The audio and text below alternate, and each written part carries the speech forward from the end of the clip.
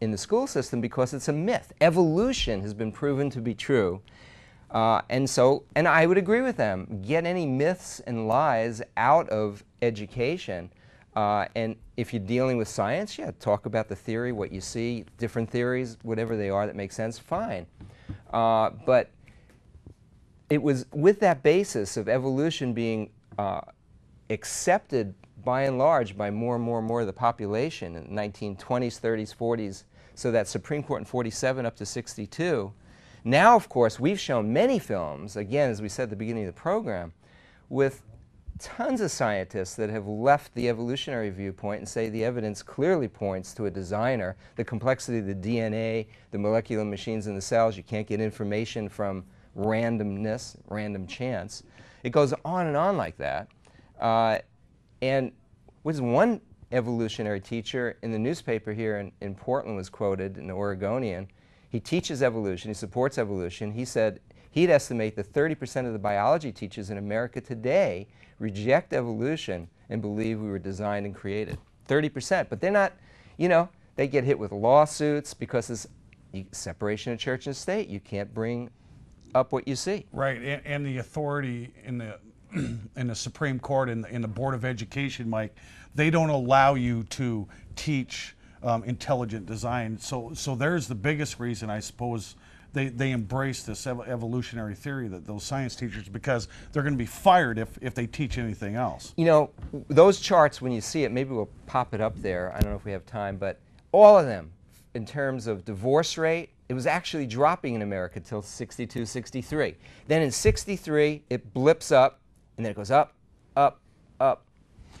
Every year, just out of the stratosphere. Yeah, Unwed mothers in high school, same thing, flat. 62, 63 starts to go straight up, up, up, up, up, up. And that's more than just a coincidence, because we're talking everything that was moral. You know, violent crime just started skyrocketing. You know, every immoral thing, or every moral thing, became immoral in 1962 and 63. It's an amazing. It's more than a coincidence. And why not? Mike. If you're a student and you're not accountable to any higher being, and you came out of the slime, and you're going back into the slime, why not do what you feel like doing? You're not accountable. It doesn't matter. There's no guidelines. Right. You know, there's a quote by Francis Schaeffer that I like a lot. I'd encourage anyone to read his writings. He was, by the way, censored by the New York Times throughout his life, although his books were read more widely than almost all the books that they reviewed. He wrote to them and said, hey, how come you don't review any of my books? They just ignored him entirely because the best form of censorship. And that's what you're seeing here, censorship. And, you know, I was a leftist for a long time and believed that the right was doing censorship. Well, this stuff's really censorship and distortion.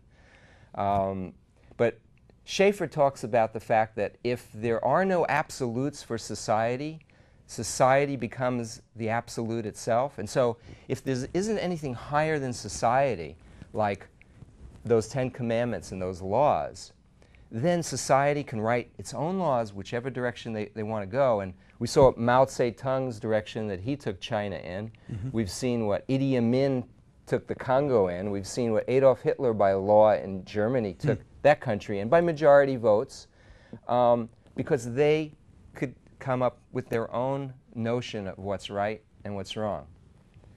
You know, Mike, you'd made a comment about the Humanist Manifesto. When did that first come about? 1930s. So, okay, so you have this Humanist Manifesto written in 1930s, and then we had that court ruling in 1947. Again, Mike, you know, a coinky-dink? I don't think so. And, you know, we're going to show maybe next week or the week after the distortion in the Scopes trial as brought to us by Hollywood in Inherit the Wind. Again, everything's reversed. The trial was nothing like that movie showed. That movie, I think, almost won the Academy Award. I think it finished second that year, or maybe it did. It was a major, major movie. And we've got, hi, Bill, you're on the line? Hey, Bill, you there? You hear me? Yeah, now we can hear you. Okay. Thanks, Bill. Yeah, I just wanted to let you know, a point of historical correction. Adolf Hitler wasn't elected by a majority. He wasn't elected at all. He was appointed chancellor by President Paul von Hindenburg. Hold on 1 second, Bill. Initially, that's correct, and then he was elected. But go ahead.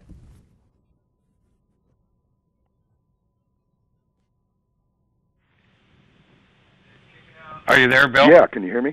We can now. Oh, I said, well, I think the second election, he was already dictator, so maybe people were afraid, and you know how they supposedly voted for Saddam. He was elected by the vast majority of the German people.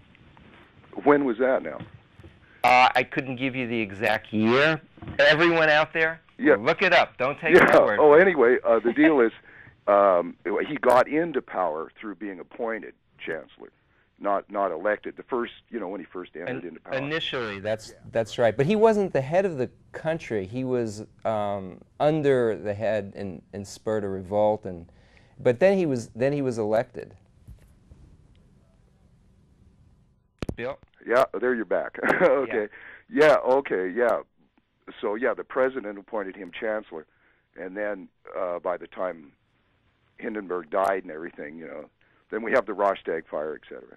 Right. So, hey, Bill, what do you think about what you're watching tonight in our heritage and where we're at today and where we came from? What do you think of all this? I think it's a wise nation that acknowledges God, and they fail to do that at their peril. You know, I believe that the religion shouldn't be dictated by the government, but when government starts interfering with religion and abandons any kind of support for the concept of the supreme being, we're going to get in a lot of trouble. It looks like we're there, doesn't it? Oh, well, nothing but trouble. Yeah. Are you a Christian, Bill? Oh, yeah. What, were you raised in a Christian family, or? Yeah. Yeah, you know, and I've watched this my whole life, you know. Yeah, so you've witnessed it firsthand, the paradigm shift as I'm speaking Well, about. I was born in '53, so, you know, I watched it go from, you know, a pretty old-fashioned environment. I grew up in the country to, you know, what it is now. Yeah, so again, we could substitute the words morality versus immorality. Yeah, well, as soon as you, you know, stray from God, you're going to fall right in the ditch, and that goes for the individual as well as a nation, I think. You're right there, Bill. Hey, thank you very much. Sure. Thank you.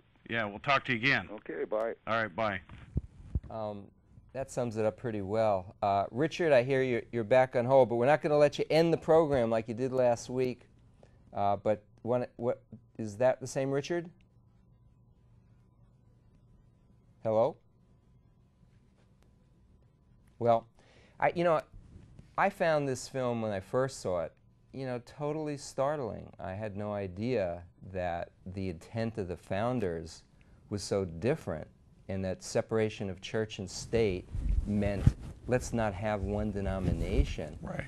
That First Amendment clearly says that Congress shall make no law infringing or abridging, and I'll quote it directly, Congress shall make no law respecting an establishment of religion or prohibiting the free exercise thereof. No law to stop them from saying what they want to say. Hi, Tom. Oh, we got you now, Tom. Can you hear us? Yeah. Hi, Tom.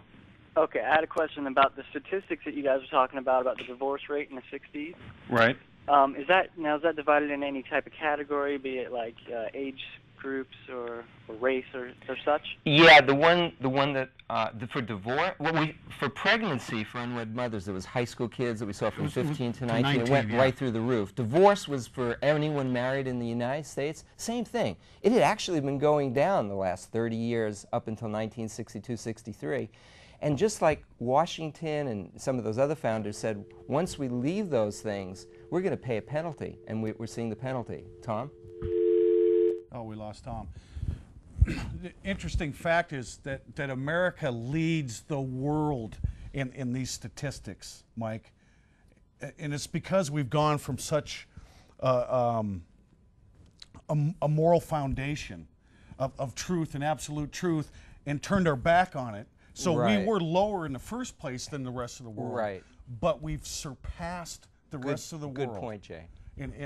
And that is fact. Those are statistical facts. And so it gives us all something to really think about. You know, truth, in absoluteness of supremeness, of God Almighty, of Jesus. Our heritage, Mike. What we were founded on was Jesus himself. And that's why it worked so well. And that's why it's not working so well now. Well, listen, we'll see you next week.